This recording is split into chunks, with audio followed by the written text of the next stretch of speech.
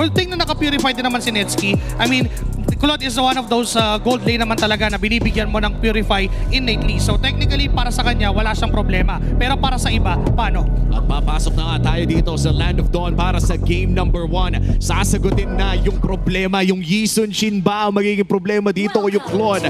Let's look at the early game right now. Kanina pinag-usapan natin, sinabi mo na rin, Joshi Cakes, na kailangan nilang mag-expect ng mga plays mula kay JP. I think the better question here is Super Yoshi. Paano niya ika-cancel out yun?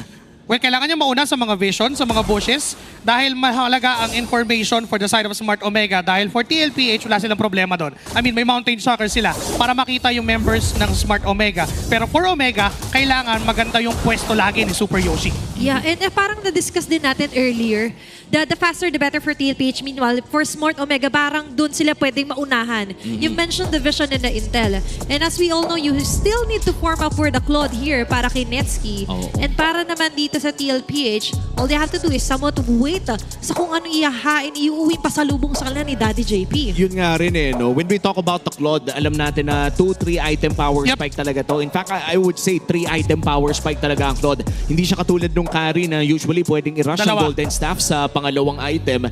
Iba pa rin eh, yung Claude, let's say kapag umabot talaga ng late game ito, ay tsaka talaga nating makikita yung epekto. Yes. And ito yun eh, bumabalik tayo, we circle back sa pinag-usapan natin during the draft na for the side of TLPH, ramping yung ganung composition eh. When you play a Yisun Shin, gusto mong mauna ka sa gold, mauna ka sa XP, regardless if it's skills, objectives, o ano pa.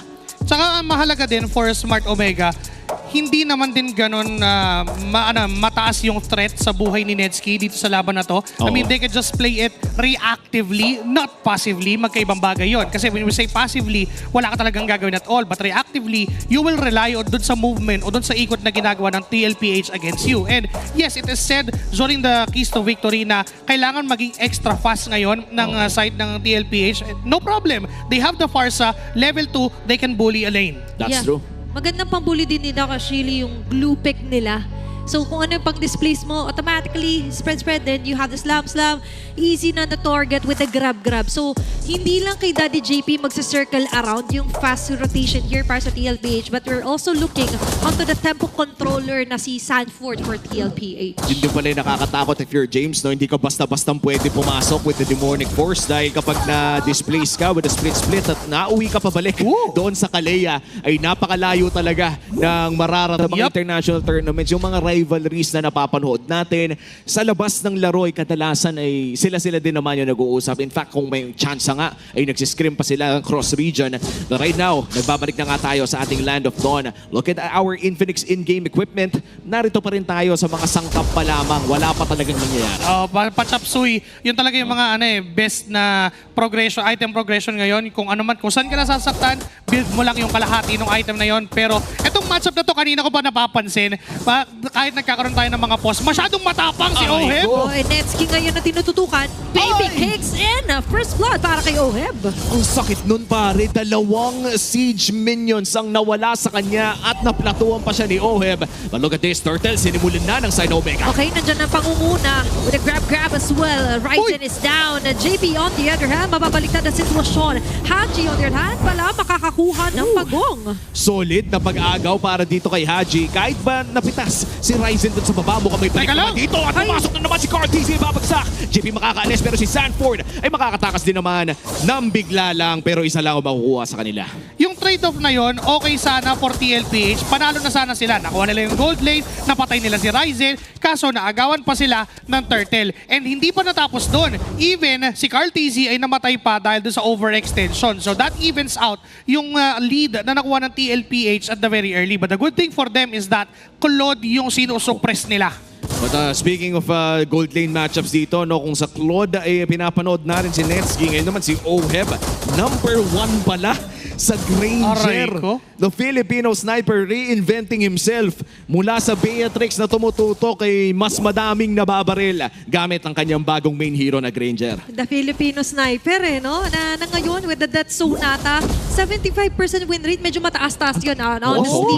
And now for TLPH, ganun pa nilang binigyan ng chance ng Boomers Blood ka, Baby Cakes, akong bala sa'yo. Wag ang Baby Cakes ko eh. Kasi nakita ni Cartesi na yes, hinaharas ni Oheb itong si Netsky, pero somehow nalugi na siya doon sa HP bar na meron siya kasi with the stack of Art of Thievery and even yung mga papalo-palo ni Netsky, yung pagdalaw niya sa baba, supposed to be dapat trade-off lang yon. Pero nakaabot pa si Carl TZ, although namatay siya doon sa turtle, but still it's a good sign na ini-extra pass nga ng TLPH yung laban. Oh, nakakatakot din if you're Netsky, no? Dahil kanina nung dumaan si Carl TZ, the BMI was already expended. Nagamit pa niya yung Purify niya para makapag-reposition.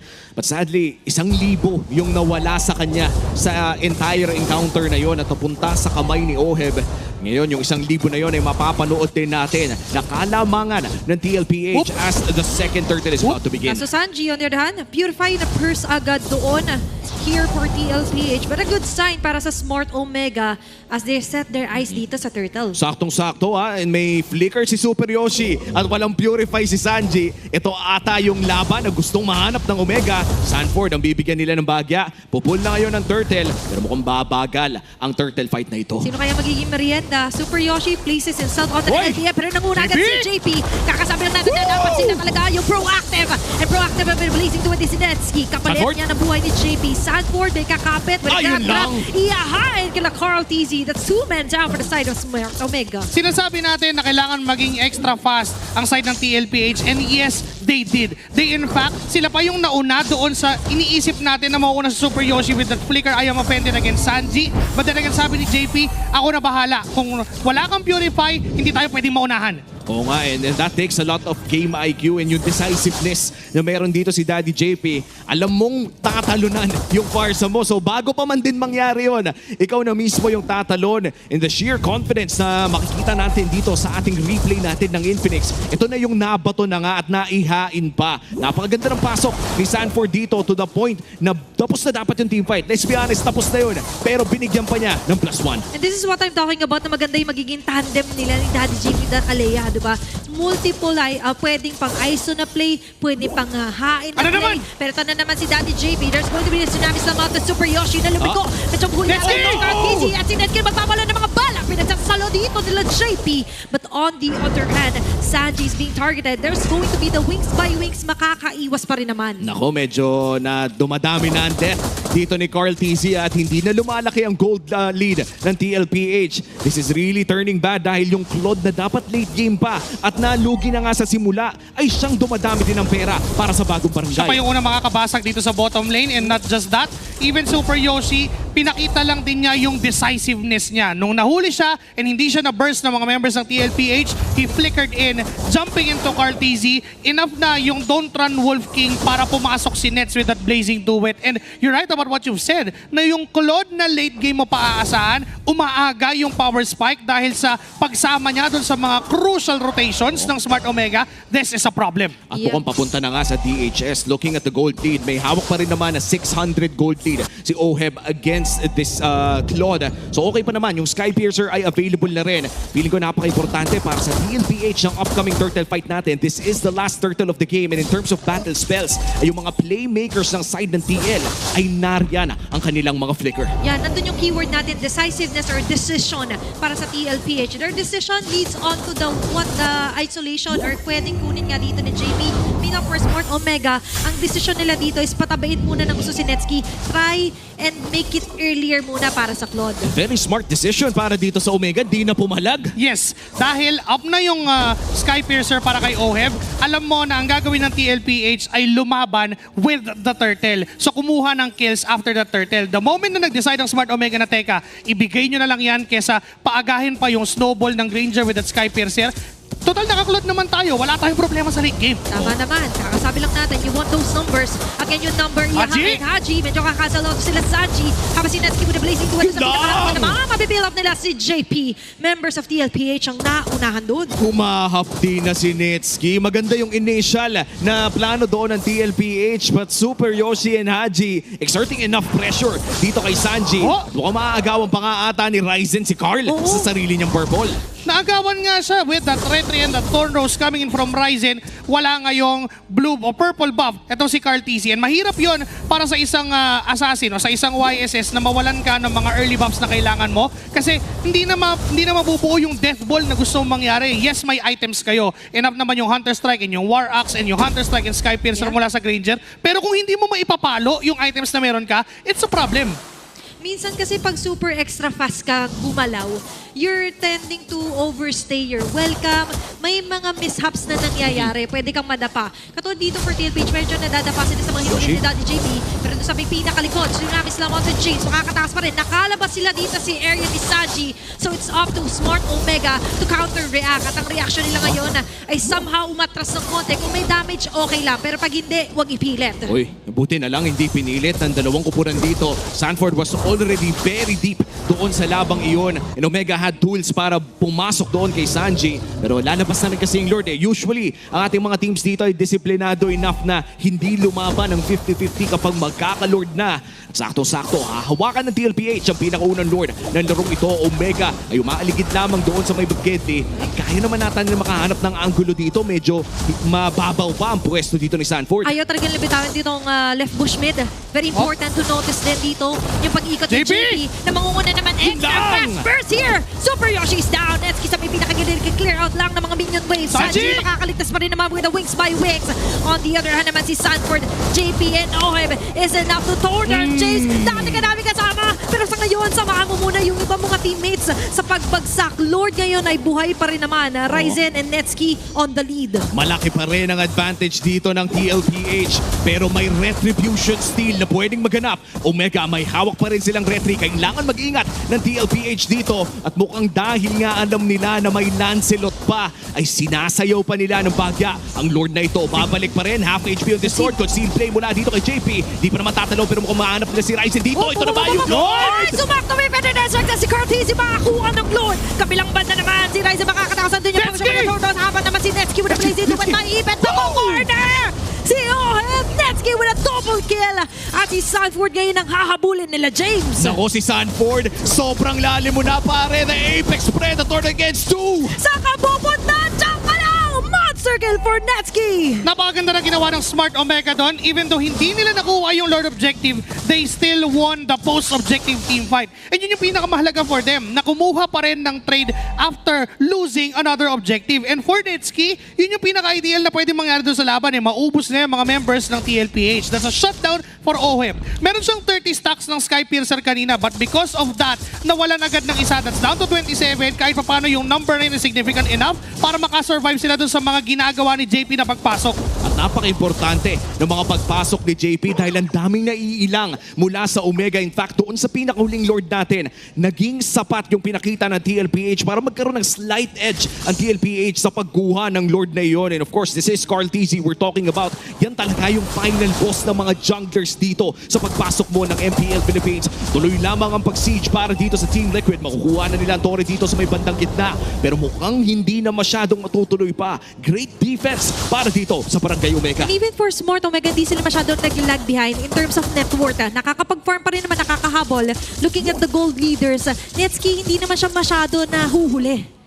Kailangan din naman na kasi sumabay ng sumabay dahil for the side of Smart Omega, yun yung ginawa nila ng early. Paagayin natin yung scale ng isang Claude. And kung hindi nila magagamit yung Claude this mid-game, magkakaroon na ng problema kasi maganda naman yung mga pasok niya, yes. Pero because of them having a Pharsa and a Granger, ilang pa din at kailangan sobrang halaga ng timing para sa Smart Omega. Oh, yung timing talaga yung kailangan nilang isipin eh. I think there was zero timing na pwedeng makapasok yung Claude kanina during that team fight. Kaya naman ang huling dalawang nabuhay si Ryzen pati rin si Netsuki. This is just TLPH having a lot of experience in terms of securing objectives.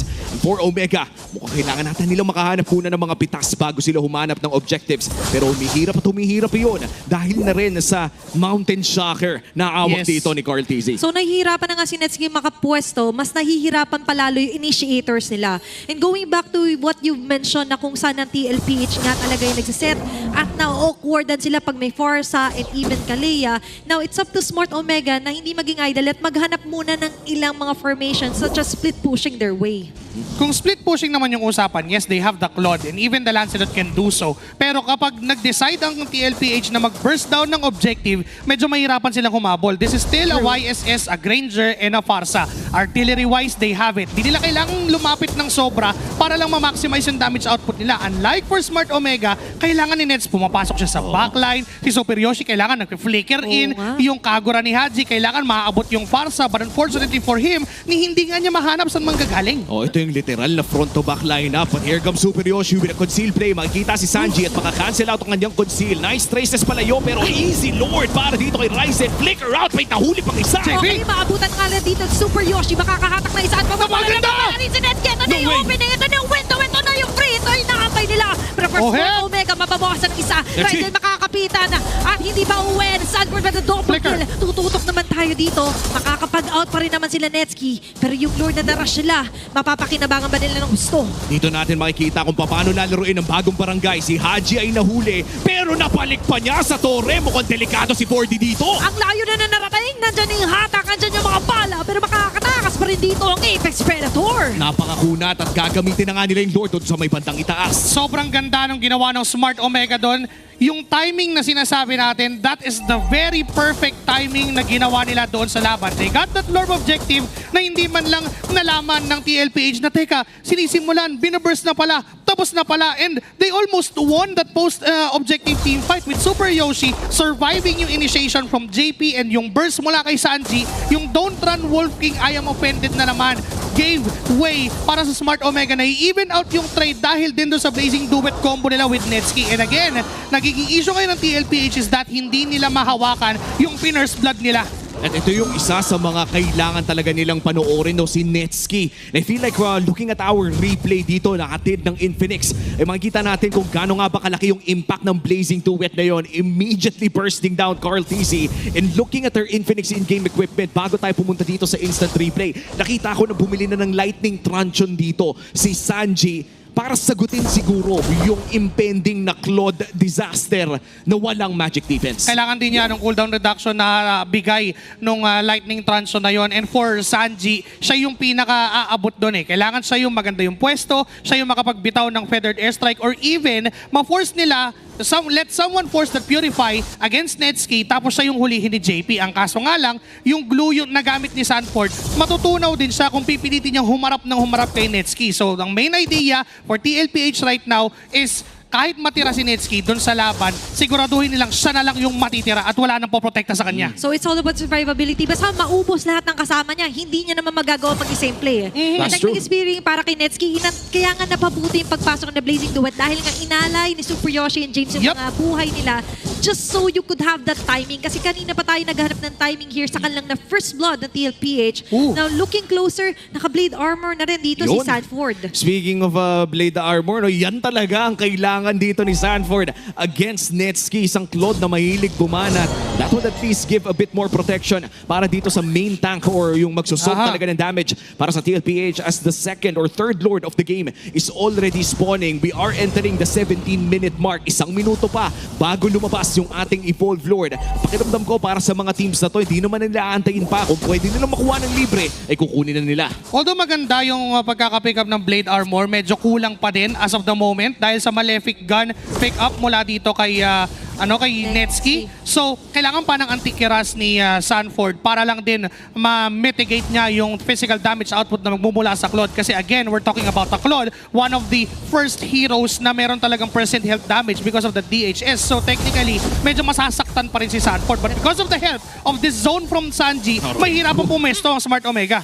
Okay, kinda tricky yung naging window doon for Sanford pero lumalamang yon para sa TLPH dahil na-awkwardan, nahihirapan, makahanap ng timing dito sila Super Yoshi na mukhang sa Mother likod Shocker. na atake. Doon yung Mother Shocker, Vision, Flicker. andyan yung Intel, pero Intel, para makakuha ng Lord. Habang doon sa may pinakagilid naman, itataka si Crowd Easy, Netsky with a Blazing Duet, tanggal si JP. Next on the move, ay kung sino man ang mag-overstay pero mukhang para sa TLPH, atras muna ang call. Solid, nakuha nila yung Lord pero nagbayad sila ng isa. Usable pa rin naman ata to, no? Kaya pa naman, ma-utilize pa rin nila yung Lord. That would go on to the bottom lane. So yung mid lane and yung top lane ay magiging libre for the side of TLPH. But again, we're talking about timings. We're talking about perfect moments. And that moment, Di ba nag-conceal ngayon ang side ng Smart Omega? They're trying to get that. Aray ko po! Wombo combo! Sanford naman ang next. Isa-isa na lang tinatanto sa kanilang listahan ng mga members ng Cavalry. Ibang klase yung call na yun. We talked about tempo. Kanina pa natin pinag-uusapan yun. At ito yung tempo break ng Omega. Dapat Lord Push na yun. Dapat usable na. Alam natin na kayang gamitin yun ng DLPH. Pero ngayon na napilayan. Carl Daisy taken out by a concealed play. Ay mukhang makakadepensa na naman ang barangay as we enter the 18-minute mark. Dito na ang lason moments para sa Omega kapag pumitik na ang tinatawag nating OG Omega timers. Malayo pa yung Lord doon sa bottom lane eh. So hindi pa ginagamit ni Carl TZ yung Mountain Shocker niya kasi normally you would use that kapag nakadikit na yung mga minions doon sa doon sa top lane and doon sa mid lane. Ang kaso nga lang, with that off-tempo pick-up mula sa Smart Omega, nahabol at inabutan nila si Carl TZ and that gave, tulad nga na sabi mo, that gave them the advantage with DLPH not using that Lord onto their own. Now, back to square one. Maari na namang ilaban ng Smart Omega but for them, they don't have to be the one to force the team fight. Kailangan TLPH yun. Yeah, and ganda talaga ng counter-attack doon with Super Yoshi on the lead. Ito talaga yung sinasabi ko na mas bagay sa kanya when he's taking charge, when he's taking control kung sino nga ba yung mga pwede nilang bigyan. And that was really worth the risk for Smart Omega. Dahil nga kanina, ang tanong natin, mapapakinabangan, mamamaximize ba yung Lord? Ngayon ang sagot ay hindi. Oh, No. sheer confidence talaga, no? Kakaiba yung pinakita ng Omega doon. And for TLPH, pakiramdam ko na kay Sanji na talaga ang bola dito. You have the burst damage. Ryzen What? papasok sa bush. May iwasan naman with the Thor throws. Hindi agad pumitik sila Sanji doon. The patience, the trigger discipline mula dito sa TLPH. Hindi mo gagawin yun normally kung alam mo na may mga tao doon kasi technically kapag may Kalea doon, punishable yung ginawa Patay ni ka Ryzen. Ni Ryzen. Patay ka doon. But because alam mo at confident ka na you can dodge those pick-offs mula sa TLPH, in fact yung pasok niya ay phantom execution pa para kung may tao, kaya niyang patayin kasi alam niya yung damage output niya eh. You're right. At bawang professional po ang gumagawa niyan. Disclaimer mga children. Pero ngayon, for TLPH, it's time to somehow teach a lesson dito kay Ryzen. Pero sa kabilang banda kasi, parang iba rin yung hinahanap kasi ni Daddy JP. He's trying to somehow na mauna doon sa mga hiding spots sila Super Yoshi. At hindi rin kasi pwede kanina no, kung nag-burn na agad ng flicker si JP. Magkakaroon pa ng Lord it kung sakaling mapitas nila. Nasa 40-50 seconds ang death timer. Medyo mahihirapan natin pero may first of moment all! si Isa! Oh, Haji no! hindi nakaiwas with a rush umbrella flea. Okay, meron bang isasagot dito? Smart Omega. Tanggal agad ang mid laner here for them. Ayun lang! At aabutan Ay! pa. Yoshi! Okay, Mama, friendly play! Sa may kabilang banda naman si Ryzen na matatanggal. Super Yoshi, kinabita with a grab. Nag-i-spread out ang mga Immortality members dito ng Cavalry. Immortality is already down here for Super Yoshi. It's going to be a double kill para kay Oheb. Smart Omega, akala nila lamang na sila, hindi pa pala. At sa pagbagsak ng isa, tatlo ang kapalit.